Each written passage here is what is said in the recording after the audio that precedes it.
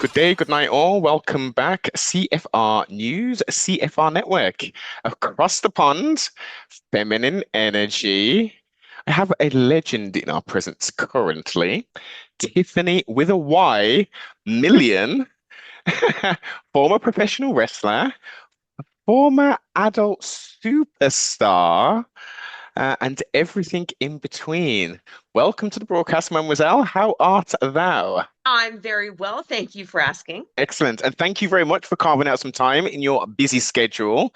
I gave, I've missed out quite a lot and I only stuck to the main things in regards to your introduction. So could you fill the blanks and flesh out a little bit for the listeners, please? Absolutely. So I have been in the adult entertainment industry since I was 19 years old, and I'm almost 59, so 40 years.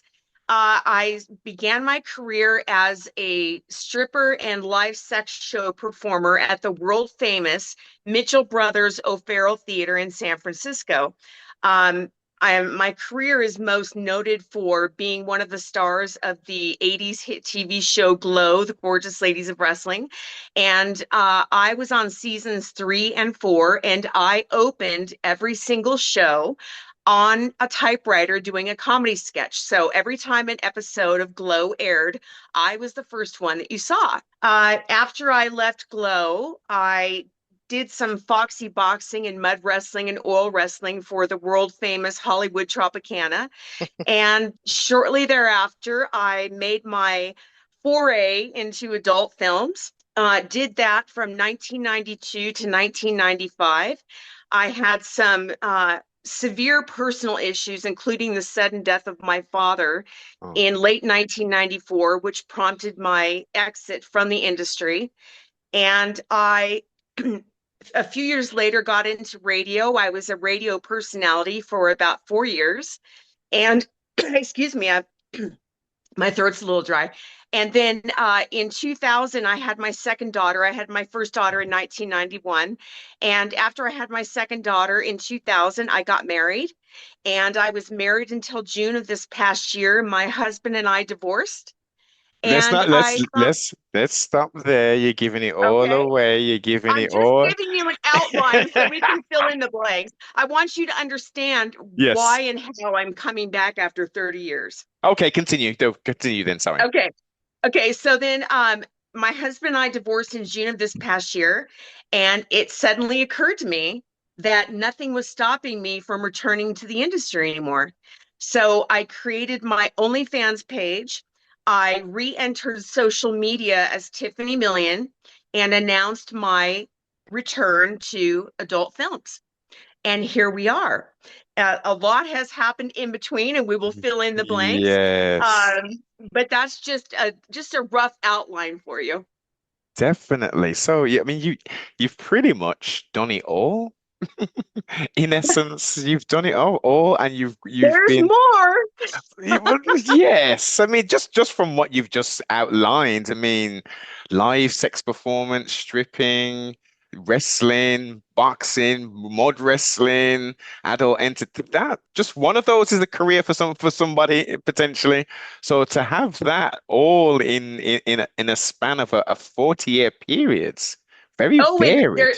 I'm forgetting one other major thing. I've done so much I always forget, but I had a reality TV show in 2007 called Wife Mom Bounty Hunter, and it was based on my real life occupation at the time as a bounty hunter and a bail bondsman. I was also a licensed private investigator in California and Arizona and had some very interesting cases. Um, but yes, I was a real life bounty hunter for 13 years. Oh, okay. Let's stay right there, young lady. Of course. I mean, that's blown my mind straight away. I mean, okay, so unpack, how did we go from such a different industry to saying, I'm going to be 13 years hunting down fugitives and arranging bonds and stuff?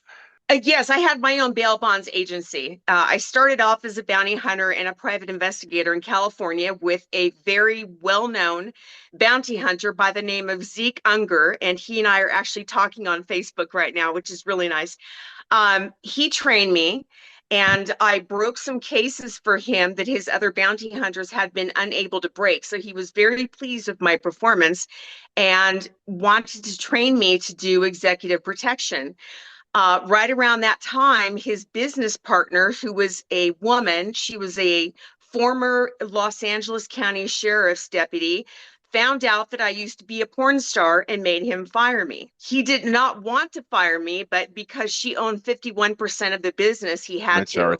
Majority, yeah. Yes. So shortly thereafter, my family and I moved to Arizona, and I said, fuck this shit. I'm going to do my own thing, opened my own bail bonds agency, and started doing bounty hunting for my own agency.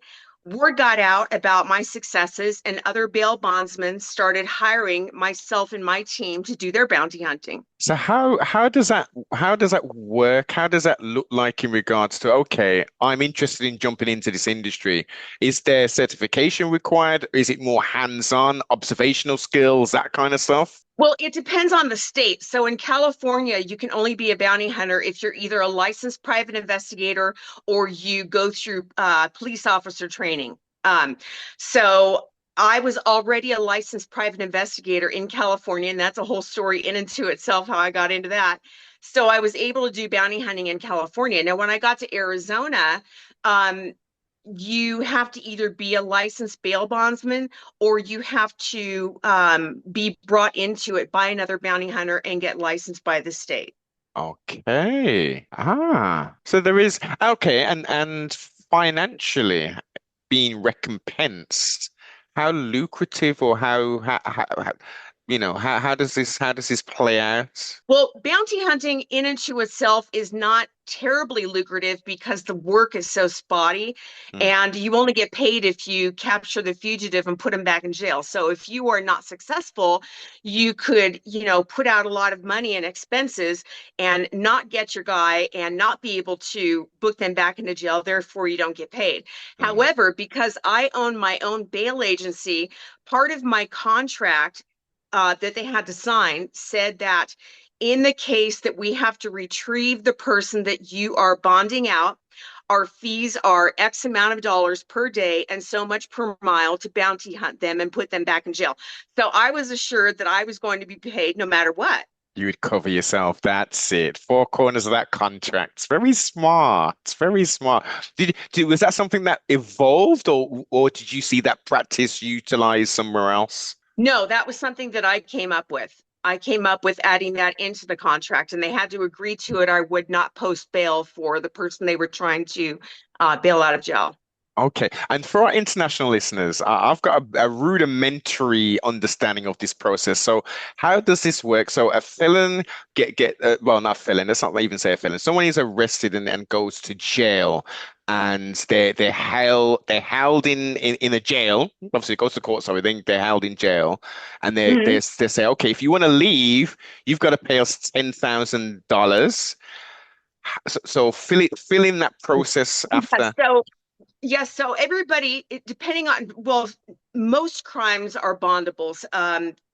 Crimes like murder are not bondable, and kidnapping and stuff like that, federal kidnapping, not Mm, state kidnapping. So, kidnapping across state lines would not be a bondable offense. But let's assume that you've created a crime for which there is a bond to be set for. mhm. The courts will say, okay, we will allow you to get out of jail and, live your life until we settle your case if you post, let's say, $10,000. Most people don't have that kind of money laying around. So they go to a bail bondsman and they pay 10% of the face value of the bond to the bail bondsman. So in this case, I would get $1,000.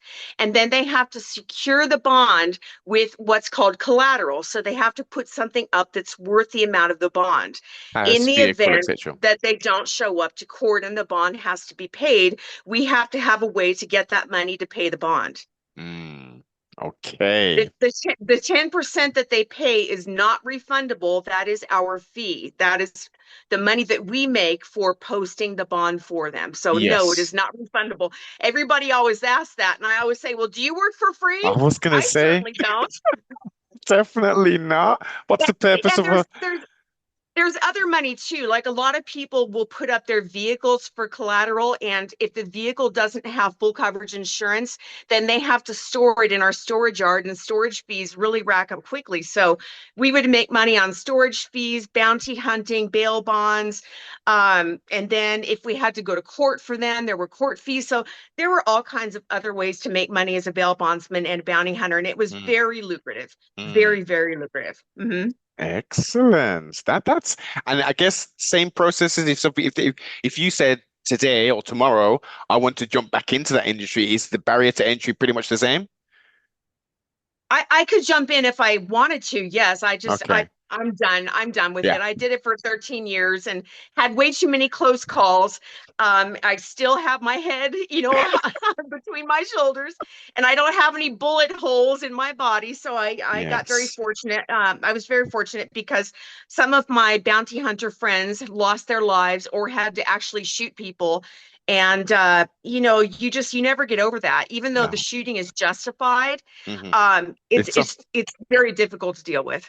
I can imagine. I can imagine. Now, I never had to shoot anybody, but I have had to draw my weapon on several occasions. Aha. So you're licensed to carry, clearly. Well, in Arizona, you don't need a license to carry. You can carry concealed here or you can carry open, but there is no licensing requirement in Arizona. Now, in California, there was, yes, I had to be licensed to carry my firearm. They have very strict rules about firearms in California, but Arizona is a very firearm friendly state. Open carry state, as you say. Or concealed. Wow. I have some great stories about law enforcement stopping me on the freeway for various reasons, asking me if I had a weapon and saying, "Oh yeah, it's right here under my seat." They go, "Okay, thanks for letting me know." In California, if you did that, you'd be face down on the pavement with the cuffs on. Wow. Well, that just goes to show. I mean, America is a complex but yet wonderful place. But that just shows you the differences with states and stuff. And Arizona and California are very close to each other, aren't they? Right next door. Exactly. So it's like it's amazing how opposite in regards to the gun laws are and stuff, which is a hot topic, is always a hot topic, especially when you come up to the election processes and stuff. I take it, are you a pro-gun person? Oh, very much so. Yes, very much so. Second I Amendment. own about I well, before my husband and I divorced, we had several assault rifles, and then I have four handguns myself. When we divorced, I left the assault rifles with my husband because where I moved to, uh, the lady was not hand or she was not weapon friendly, and there was no way for me to hide my assault rifles from her when I moved in, but I was able to hide my pistols. So I kept my pistols, but my husband has all of our assault rifles. Okay, okay. Do you is it going to the range? Is that something you like doing? Oh, I love to go to the range, but the nice thing about Arizona is you don't have to go to a range. You can go right out to the desert and shoot openly. Okay. Mhm. That sounds fun. So I get so typically, could you be driving and and someone's out in the middle of nowhere and you can just hear gunshots going off, or is that Oh no, that? no, you have to be so many feet away from the nearest resident or structure and that type of thing. So there are designated areas in the desert Okay. where you can shoot, but you don't have to go to a range. No, you can go out to the desert and shoot, which we did frequently. Everybody Excellent. knows the spots. Like if you live locally, you know where all the shooting spots are. So we knew where to go. Excellent, excellent. So, well, question: if you was to go to the range, what are the because we don't have these things. Well, we do. I'll tell a lie, but it's quite different here. What are the sort of prices? Is it like $50 if you wanted to go, $100 or something to go to a gun range and shoot a variety amount of guns? Honestly, it's been so long since I've been to the range. I don't remember. I actually have my favorite gun right here in the drawer if you want to see it. Yes. Uh, where Is it a revolver? Are you old school? No, it's not. This is my favorite gun. So this is a Smith and Wesson Bodyguard 380, and it has a laser sight on it, a built-in laser sight. Oh, So I let's see see. if Oh, yeah. so Yes. the laser sight has a steady beam and it has a blinking beam. Now, what I say is the steady beam is I see you, motherfucker. And then the blinking beam is you better run, motherfucker. Because I'm going So there she shoot. is. That's my baby. Ha, ha, which can be sealed very discreetly in your little clutch bag. Yeah, that's why I like this particular gun. It has a lot of kick, but it's very easy to conceal. So I can stick it in my pants, I can put it in my purse, I can put it Mm, in my underarm holster, and yes. it's very powerful. It's a 380, so it'll do a lot of damage. I Oh have yeah. hollow points in here. So if you know the difference, hollow Oh, point bullets make a big splatter. on the exit, yes indeed, yes indeed. So magazine wise, how much does that hold? This holds 10. 10. This holds 10, but my other gun, my Glock 26, I have a 30 round clip for it.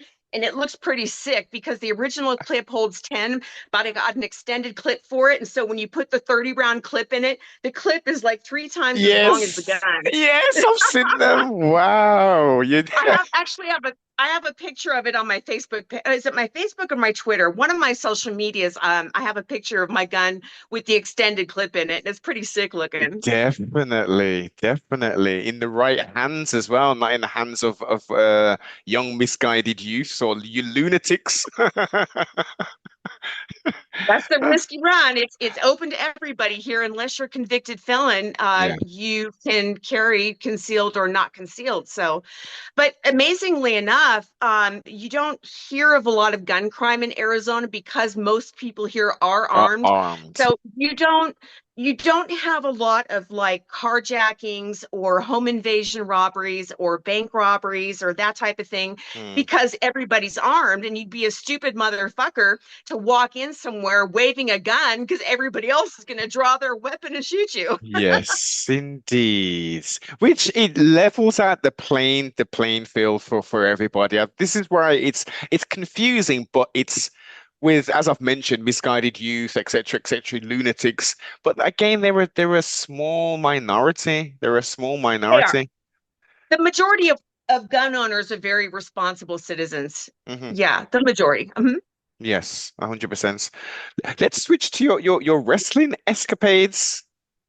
How did you fall into that? I, I was at my casting agent's office, and there was a notice on the wall behind him that said Glow auditions, Glow standing for Gorgeous Ladies of Wrestling. And I had recently become a fan of the show. So I saw that notice and I told my agent, I was like, Michael, that notice over there, Glow, I want to try out for that. And he kind of looked at me funny and he goes, You want to try out for that? And I said, Yeah, send me out for it. So he sent me out to interview with Matt Simber, who was the director of Glow. Now, interesting sidebar about Matt Simber. He was the husband of Jane Mansfield when she was killed. And they had a son together named Tony Simber. Tony Simber was our assistant director for Glow. So yeah, Matt and Tony Wow. Simber. Yeah, he was our assistant director. So Jane Mansfield's son and husband ran Glow. Um, Interesting. but I went and met with him at a tennis club where he was playing tennis that day, and he interviewed me for a couple of hours and cast me for the show on the spot. Excellent. And Excellent. I was not an athletic person. As a matter of fact, I hated PE in high school and practically flunked it. Was not athletic, was not a fan of wrestling, but the show was so much fun to watch with, the wrestling and the costumes and the crazy Yes. makeup and the comedy sketches. And it Yeah. just appealed to me and I wanted to do it. So I was cast on the show, and all of us went through 3 months of very rigorous training with Mondo Guerrero, who was Oh, a very famous yes. I wrestler. know who that is. Yeah. Yes, he trained us along with one of the Glow girls from seasons 1 and 2. Her character name was Nanochka. She played the Russian. So she trained us as well. And the rest is history. Grueling. I got my own comedy sketch on the show when they saw that I had some pretty good acting chops. So they gave me the opening sequence to every show. Hmm. And that was a great thing to have because I was the first one you saw doing that crazy laugh. How grueling was that training, the wrestling training? It was very grueling, not just physically, but because the warehouse where we trained in Las Vegas and where we shot the show was not temperature controlled. It Oh, was filthy. It was run down. The bathrooms were disgusting. So during the summer, it was blazing hot, and during the winter, it was freezing cold. And it was very dirty. a peek behind the fourth wall, I guess. On the camera, it looks all, it's wonderful. No, no, and the pay wasn't great either. So we definitely weren't doing it for the money, for the experience for sure. Yes, yes. No, so Star Bankers that you did, was that Mhm. pre-Glow or post-Glow? Oh no, no, my whole porn career was after Glow. Okay. So I was with Glow from 1987 to 1990. And then I didn't begin my career in adult films until spring of 1992. Okay. It's making sense. It's making more sense. Okay. Did you continue with the physical side moving forward? I did. I in the mid to late 90s, I got into working out and I pumped iron quite a lot. And that's what I was known for in the adult industry was having a muscular, hard body. But I worked out at Gold's Gym. I did Taekwondo with Billy Blanks in Billy Sherman Oaks, Blank. California. Yes, I trained at his center a lot, right there with him. He's a super cool guy. Yeah. And I did CrossFit. I taught spinning. I did mountain biking, hiking. I was very, very much into fitness back then, and it shows in my movies. You watch any of my old movies, and my body is ripped. 100%. That's where I know you from. I thought that's your would have been your whole. So it was surprising for you to say, growing up, you wasn't really necessarily physical. I thought seeing that body, I'm like, okay, you clearly work out and you've been pumping iron, as you say, 100%. Yeah, What I was was not athletic growing up, and I was also not shy, but I was a wallflower. Like I would go to school dances and other dances, and I would hug the wall, and my friends would like yank me by the arm, going, "Get out here and dance!" And I'd be like, "No," holding on to the wall. No, you would never guess that. well, what was the switch? What was the switch from being, I guess, an introvert to being an extrovert? What was that big? What was that turning point? Well, I think stripping is what did it for me. Uh, you know, it's kind of hard to be shy and bashful when the whole world can see what you had for lunch. So Yeah, yeah. I got over it very quickly once I started working as a stripper. Many people say that, and I guess it's either it's sink or swim, isn't it? Absolutely.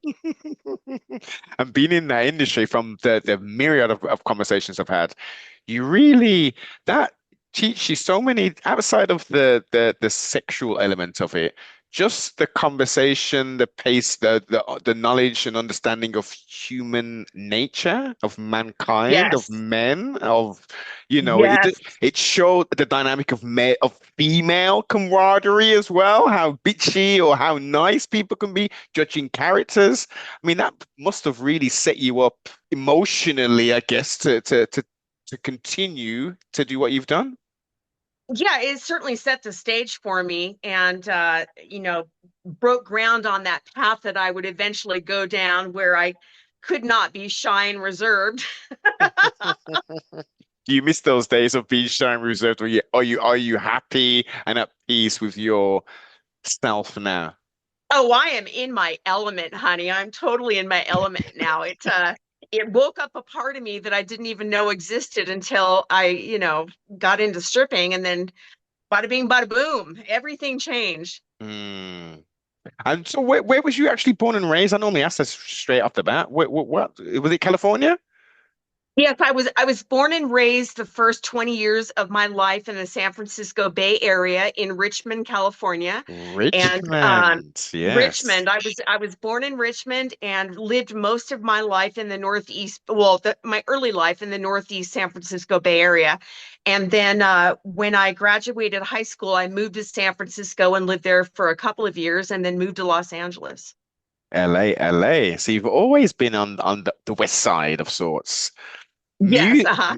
musically, what were you into at school? Oh, I have always been a rocker. I'm a total rocker. As a matter of fact, My best friend since I was 15 years old, her name is Jennifer Hammett. If the last name sounds familiar, it's because her brother, Kirk Hammett, is the lead guitarist for Metallica.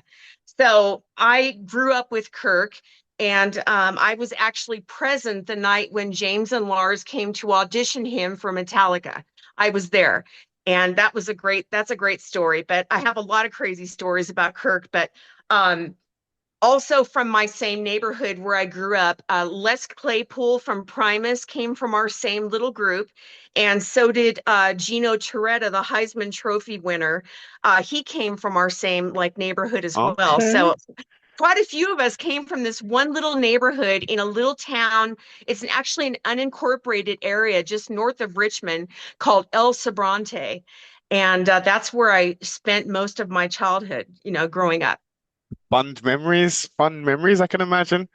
Is it Oh, is very much so. how rapid of a change is there now when you go back to your where you grew up? Does it pretty much remain that has it remained the same? Or Oh has, no, no, it's way different. It's way different. My entire family has left California. Pretty much all of us live in Arizona now, but I have three best friends and they all three still live in the San Francisco Bay Area.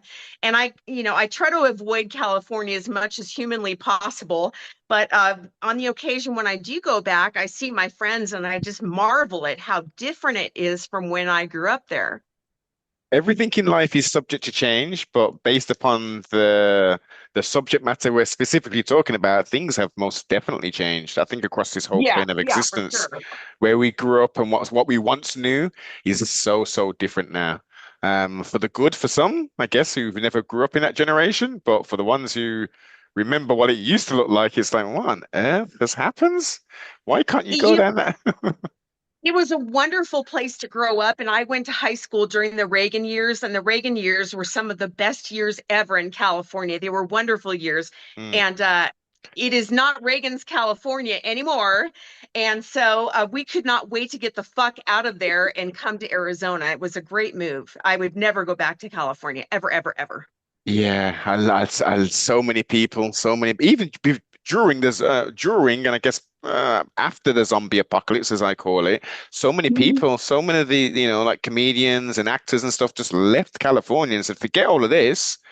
I'm going to Georgia, I'm going to Austin, I'm going to this place, I'm going to that place because it just seems to be very oppressive. I mean, it's It a is. creative place, but it seems very stifled in regards to it takes you 16 weeks or 32 weeks to get a permit to do this and to do that, and it's bureaucracy. Well, I apologize. I don't know what your political leanings are, but the fucking Democrats ruined my fucking home state, is what happened. Mm, mm, They have destroyed California, and we could not wait to get out of there. yeah, you're free, free at last. Absolutely. I love Arizona. Now, I am actually um, considering moving to Las Vegas at the moment, and I'm probably going to in the next few months because now that I am back in the industry, that's pretty much where the business The has hub, moved to. yes. Yeah, everything is in Las Vegas. So I'm probably going to be moving to Vegas here in the next few months. That would be a temperature increase, I guess, if you go to, or would that be a decrease? It would be about the same, although the area of Arizona that I live in is not hot. I live in northern Arizona, so during the summer it might reach 95 a couple of days, whereas in Phoenix it'll be 100. 115 or 120. Yes, Yeah. exactly. Yes. I've got a friend who lives there and she says it's awful at times. It's absolutely awful, but it's a beautiful place. A Yeah, beautiful Arizona place. is a beautiful state, and particularly the area that I live in, it's a mile high. There's tons of lakes and trees, and it's green and it's not hot. It's very quaint. Mm. I think it's one of the best kept secrets in the country, the area that I live in. I just love it here. You've painted a beautiful picture of nature and heat and all types of bits and pieces. The topography definitely of that state is very, I would say majestic because it's quite varied in regards to It where is. the type of scene. You can get very dry, arid, you can get lush green. Um, it does make me want to go back to America, but I haven't been back since the early thousands, very early. Actually, no, the late 90s actually. I haven't been back to America. I refuse until they're Well, sort you sort. are due for a visit. I'm more than due for a visit, most definitely. But it's one of the main things, Tiffany, is I just feel like, I'm not a criminal or anything. So if I come to America, why do I need to have an electronic fingerprint of myself when I come through immigrations? And then why would I need my eyes scanned? I'm just asking. I haven't broken any I laws. wish I had I wish I had an answer for you. I haven't traveled outside the country myself since 2009. Oh, wow. So you're missing a lot, young lady. Not even to That's actually the last time I was on an airplane was in 2009. I went to Panama to get my boobs done. Actually, I got them reduced. I was a medical tourist and I had my breasts reduced in 2009. Um, and I just recently had them redone again because I'm re-entering the industry and I needed new boobs. So I had them done on December 4th. But yeah, I haven't been on an airplane, gosh, since 2009. I hate to fly. I try to avoid it when I can. I understand. I get it. It's not to me, it's a means to an end. And because I'm in dreary grey UK or Birmingham, where don't get it wrong, in some summer periods it can be beautifully nice, but the majority of times it's not the best. So we have to jump on planes, 2 hours, 4 hours, or if we're going to the Caribbean, as you say, or the Caribbean, it's going to be 7.5 hours, 8 hours. So we're used to utilizing those marvelous flying apparatus that defies gravity, but getting to a proper tropical place and getting the coconuts and the beans somewhere, eating fresh food, you just cannot beat it. Yes.